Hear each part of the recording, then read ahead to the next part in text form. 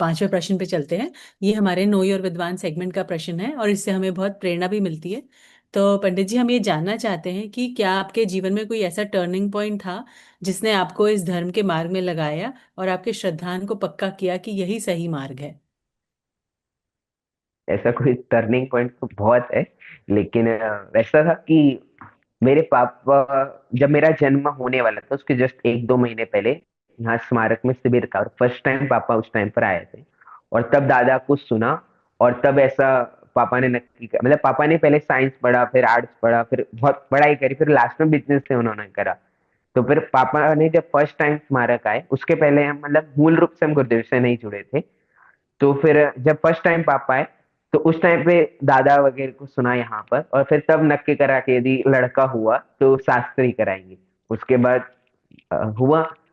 उसके बाद ये रहा कि हमको ऐसा था कि सातवीं से सोनगढ़ में प्रवेश मिलता है, जबकि वहां छठवीं से प्रवेश मिलता है। तो हम एक साल फिर पीछे रह गए, फिर उन्होंने कहा कि एक साल करना पड़ेगा आपको फिर से।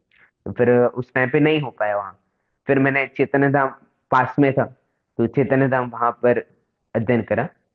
और फिर एक रहता है कि एक हर एक बच्चे का ऐसा होता है कि जो माँ बाप ने सपना देखा हो वो हम सफल करें। तो वो तो निश्चित ही था कि मुझे शास्त्री करनी है। तो वहाँ 8 9 10 में वो पूरा वातावरण वैसा बना रहा कि मुझे तो शास्त्री करनी है, कोई करे या नहीं करे, मुझे किसी का डिपेंडेंस नहीं है कि भाई ये आएगा तो मैं जाऊंगा।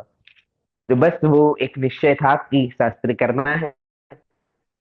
फिर वहां गुरुदेव को सुना, वहां थोड़ा थोड़ा समझा, वहां थोड़ा थोड़ा हम समझते गए, और फिर एक था कि भाई शास्त्री करना है तो करना है, फिर अदर ऑप्शन कोई रखा नहीं मैंने।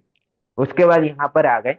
और यहाँ आने के बाद जो मैंने दादा को सुना है, और दादा के प्रवचनों में जो अन्य जो चर्चाएं आ रही है कि कैसे जीवन जीना चाहिए, कैसे सिद्धांत को प्रैक्टिकली लाइफ में लेना चाहिए, वो धीरे धीरे मेरा अंदर ही अंदर वो वृद्धि करता गया कि भाई हमें तो इसी मार्ग में रहना है, कोई अन्य मार्ग में जाने की आवश्यकता नहीं है। और हम समझ रहे कि क्रमबद्ध पर्याय क्या है, इसलिए मैं कहता हूँ कि भाई जिसने समझ लिया उसको चिंता नहीं होगी। और रिसेंटली अभी एक केस कहूँ कि हमारी कक्षा का एक विद्यार्थी था जिसकी डेथ हो गई। तो जैसे ही समाचार मिले तो मुझे पहला थॉट ऐसा आया कि हम शास्त्री करते तब ऐसा सोचते रहते कि भाई हम बाद में क्या करेंगे क्या करेंगे। और अभी 6 महीने भी समथिंग हमारे पूरे नहीं हुए, और हमारे बीच में से एक व्यक्ति चला गया। तो उस टाइम पे ऐसा होता था कि भाई कैसा हमारा जीवन है कि हम उसी को समझ भी रहे हैं और प्रैक्टिकल लाइफ में यूज भी नहीं कर पा रहे हैं। इसलिए ये है कि आप प्रैक्टिकल लाइफ में जैसे जैसे यूज करते जाओगे वैसे वैसे वृद्धि होती जाएगी। तो बस फिर दादा को सुना, और एक बार नहीं, यहाँ तो डेली प्रवचन चल रहे, तो डेली डेली कभी ना कभी कोई ना कोई बात, हर 6 महीने, तीन छह छह बार महीने में एक एक बार वो बातें फिर से रिपीट होती गई, और एक नए नए प्रमेय मुझे मिलते गए। और फिर वो निर्णय हो गया कि भाई मुझे तो इसी मार्ग में रहना है। बहुत सुंदर सर। अच्छा, मैंने आपका ये भी सुना था, वो जो आपने इंटरव्यू लिया था सर्वज्ञ जी पंडित जी का, कि उन्होंने बोला था कि आप जब कॉलेज में शास्त्री कर रहे थे तभी आपने ये चैनल शुरू कर दिया था, राइट जैनिज्म। तो उसके बारे में बताइए, कैसे आपको आया ये विचार और क्या आपने स्ट्रगल हुई उसको शुरू किया, कैसे आपने सोचा। नहीं, वह शुरू होने का तो ऐसा था कि कोरोना का टाइम था और तभी हमारे लोगों का एडमिशन हुए थे। तो तब एक क्रेज चला था कि भाई सब लोग खुलते हैं। और फिर ऐसा हुआ कि एक दिन शांति जी भाई साहब की कोई कक्षा या कोई सामूहिक कार्यक्रम चल रहा था। तो उसमें ऑनलाइन में उन्होंने बोला कि आज जैन धर्म लोग विविध रूपों में मानते हैं, वास्तविक जैन धर्म क्या है वो कोई समझते नहीं है।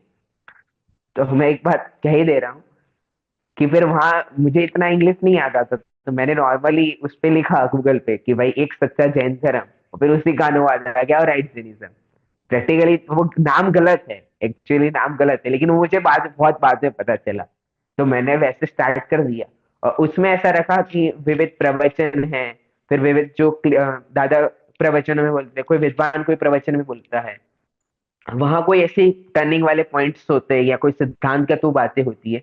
तो बहुत सारे लोग हैं कि जो पूरे प्रवचन नहीं सुन पाते हैं, लेकिन उतनी क्लिप सुन के तो वो क्लियर कर ही सकते हैं। तो फिर वो होता गया, और उसके लिए कोई विशेष ऐसी मेहनत करी नहीं। जो डेली हमारे प्रवचन चल रहे थे, डेली क्लासेस जो चल रही थी, या कोई विद्वान कहीं हम कोई कार्यक्रम में गए, वहां किसी विद्वान का प्रवचन सुना, और वहीं एकदम ख्याल में आया कि चलो ये बात तो बढ़िया है, इसको निकाल के हम डाल सकते हैं। तो वैसे कोई कोई बाधा तो थी नहीं, और सब अपना ही था, तो फिर वैसे करते गए, धीरे धीरे करते गए, तो वो आज बढ़ेगा। जी सर, बहुत सुंदर। जो भी हो, नाम तो है बहुत अच्छा। चाहे सही हो चाहे गलत हो। वो तो उसकी योग्यता, तत्समय की योग्यता थी ही ऐसी। और पर ये बात आपने सही कही कि वो उसमें जो क्लिप्स हैं वो बहुत अच्छे होते हैं। और कई बार क्या होता है, अब हम लोग को भी जैसे जरूरी नहीं कि हमें प्रवचन मिल ही जाए, पर आप जो है उसमें अलग अलग प्रवचनों से जो लेते हैं, तो वो बहुत ही सुंदर वो होता है, सुनने में भी अच्छा लगता है। मतलब आपको एकदम से वो मिल जाता है। तो और किसी को भी कुछ पूछना हो तो पूछिए। और बाकी आगे आगे का आपका क्या है? मतलब अभी आजकल आप क्या करने वाले हैं? अभी तो आप पंडित टोडरमल स्मारक में ही हैं। हाँ, अभी मैं स्मारक में ही हूँ। जी। और साथ में बीएड एमए चल रहा है। उसके बाद अभी वैसे तो कोई विचार नहीं है, अभी इसी फील्ड में रहने का मेरा विचार है पूर्ण रूप से, कि यहीं इसी मार्ग में लगे रहेंगे। तो साथ साथ में जो जो आगे आगे जो जो पढ़ाई होती रहेगी वो साथ में चलती रहेगी। लेकिन मूल बात तो वही है कि इसी मार्ग में रहना है, तो कोई अन्य विकल्प करने की आवश्यकता नहीं है, बिल्कुल।